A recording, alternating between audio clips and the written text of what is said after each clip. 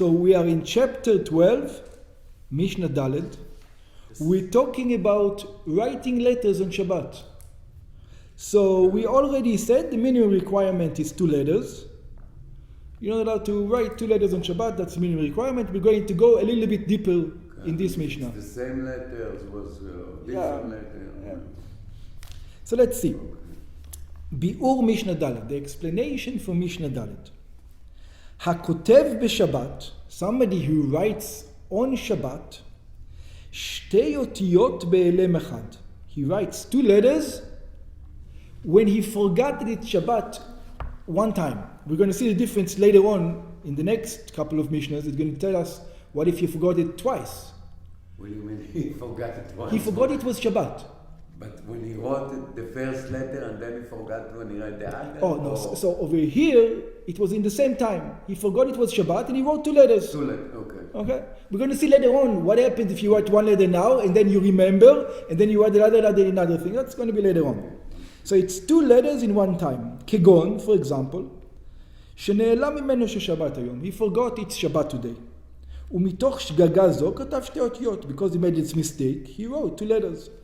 ולא נודע לו בין אות לאות שהוא שבת. He wasn't reminded between the letters that it is Shabbat. Then what? חייב. He's obligated. What is he obligated? It was a mistake. So he's obligated קורבן חטאת, a sin offering.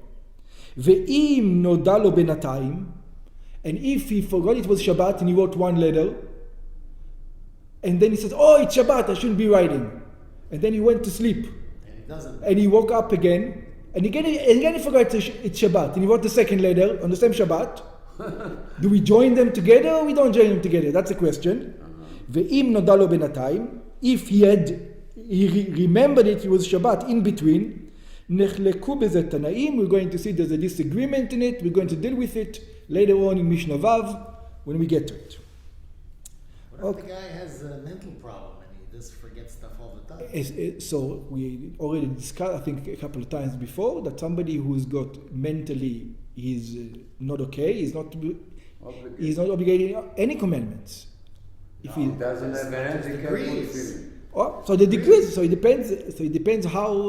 Also over here, the degree is he obligated in Shabbat or not? If you say he's not obligated Shabbat because he's mentally, then he's not obligated in all the laws of Shabbat. No, but he's obligated. All people get forgetful. Okay, so that's the case. That's exactly our case over here. That's exactly the case. It's somebody who's, he's on the way out, like you say. His mind is on the way out. And even then, there's degrees. Okay. Katav bedio. If he wrote it with ink, besam, with a sam, what's a sam? Min aduma ktuma. It's a type of earth which is orange.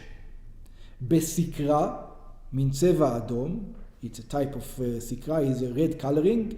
Bekumus. Kumus is saraf ilan. It is the sap that comes out of a tree. Ubekanktum. Or in kanktum, all these are different kinds of inks, different kinds of colorings. Tseva na'asta mimayim. This is a color that you make from water. Make that you're strong can come to. Yeah. Dramatic, sheyesh b'hem chomrei nechoshet. It has what's nechoshet in English? Copper. It has copper in it, so that gives it the coloring. Ubechol davar shu roshem. In anything that leaves an impression. That's the point. Rishuma mitkayem. It means that it stays there. I don't know. We discussed that. We discuss it soon. Yeah. Mitkayem means the ink is on the paper. There's a coloring there. Maybe we will discuss it also. Adama. בכל דבר שהוא רושם, רישום המתקיים, something that will last. If you write in the earth, I don't know if it's something that lasts.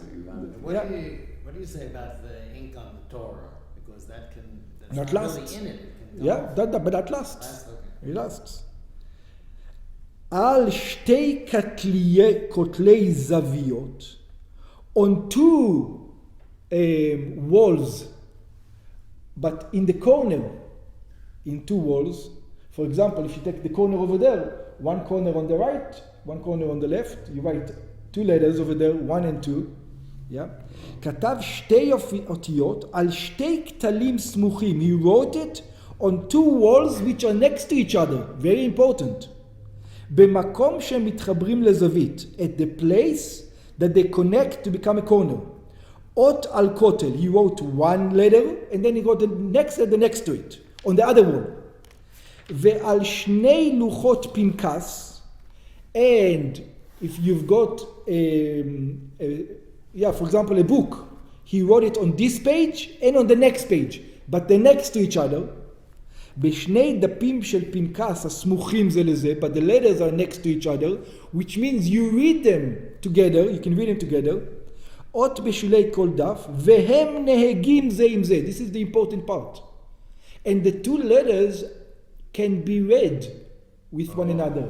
For example, if I write Aleph over there, and Gimel over there, you can't see it. They're not together. This corner and this corner, you see. Exactly. That's even though it's two different walls, it's a continuation. I can see them together in the same thing. The same thing over here. If I write an Aleph on this part or in a Gimel over here, they're not read together. So it has to be right next to each other on the two pages. ששתי האותיות שבשתי קצות הכתולים, או בשולי הדפים, or it's in the corners, in the edges of the papers, סמוכות כל כך, and they're so close to each other, עד שהן נקראות ביחד, until you read them both together, בכל אלו חייב. In all of these, you are obligated. משום כותב, because, what's the אב מלאכה? The אב מלאכה is writing. It's one of the things. Again, where did they have writing? They had writing in the Mishkan. On the beams, they used to mark them Aleph Aleph to know that these two beams are next to each other. Okay. The beams of the Mishkan. But from this you can learn that if you write one there and one there, you are not chayav? Oh, because what did they write? They wrote one letter. Because they to see and they put the two letters next to each other. That's the idea. The two letters were next to each other on the two beams. Right. They read together. In other words, they're together. That's the idea. So if one is over here and one over there, that wasn't done in the Mishkan. So that's why you're not obligated. So that doesn't sound like it has to be a word. It can just so that we discussed. There's the difference of opinion. If it has to have a meaning or it doesn't have to have a meaning. Yeah? And I think our basic understanding, it doesn't. Even if it doesn't have a meaning, you're still obligated. It's the easier way to learn it. Even if it doesn't have a meaning. Next one. המסרט על בשרו. Somebody who makes a scratch on his flesh. You have כותב? Sorry, I skipped. הכותב על בשרו, somebody who writes on his skin, שתי אותיות בדיו, two letters in ink, חייב. He's obligated. שהרי כתב על אור, because he wrote on skin, on parchment. Yeah, he did write on parchment, even though it's not something that is done. But it is something that is done. All the guys who get tattoos, you can see this is the way people do it. People get tattoos, and this is the guy is writing on his ink, on himself. Even if it's not a tattoo, it's just ink. The fact that he wrote on himself is forbidden. And he's not just forbidden, he's obligated to bring a korban from the Torah. חייב. המסרט על בשרו. What happens if somebody scratches his skin? Takes a knife, scratches the skin. החורט במחט, צורת שתי אותיות על בשרו. He takes a needle and he puts two marking on his flesh, two letters. So Rabbi Eliezer מחייב חטאת. Rabbi Eliezer says he just wrote. He wrote on his skin. That's the way you do it. So he has to bring an obligation. He's obligated to bring a sacrifice. But the question if it's less or not less. When before, if the ktav last or no. Very good. The question is last, what does it mean? Right. Okay, so it looks to me that last mean something that will stay there. That stay. And now the question is how long? I don't know, maybe it's 3 days, maybe it's 2 days, but for sure it's not 20 minutes. 20 minutes, I don't know if it's last. Okay. 3 days, it's already... Okay, I'm not quite sure where the lines are, but we'll have to discuss this. Okay. Yeah, I'm sure the Gemara will discuss it. But because here it doesn't even mention it. If no, it's less or not. It says Mash'ir Roshem. Mash'ir Roshem. Yeah, we know if it doesn't Mash'ir Roshem, for example, many people are allergic. and if they go like this, it makes a red mark. That's not lust. That's not lust.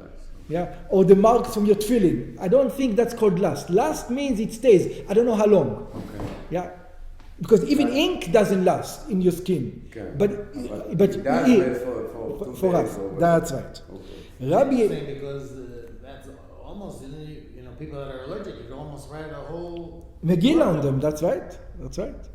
Rabbi Eliezer mechayev chatat. So Rabbi Eliezer says it's writing, and you're obligated to bring a sin offering.